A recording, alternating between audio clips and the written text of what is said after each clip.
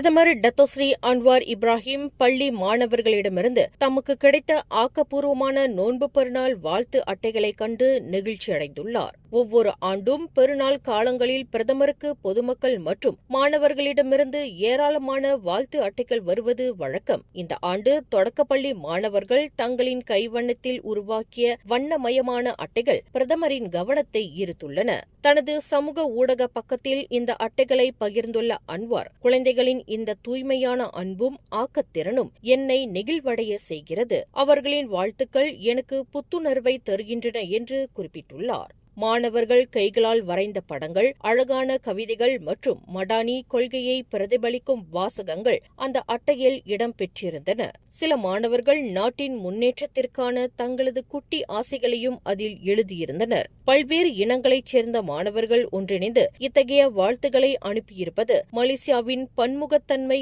மற்றும் ஒற்றுமையை பறைசாற்றுவதாக பிரதமர் பெருமிதம் கொண்டார். மேலும் செய்திகளை தெரிந்து கொள்ள கீழே இருக்கும் பெல் பட்டனை அழுத்துங்கள். உங்கள் மகிழ்ச்சியை வெளிப்படுத்த லைக் மற்றும் ஷேர் செய்யுங்கள். தொடர்ந்து திசைகளோடு இணைந்திருக்க சப்ஸ்கிரைப்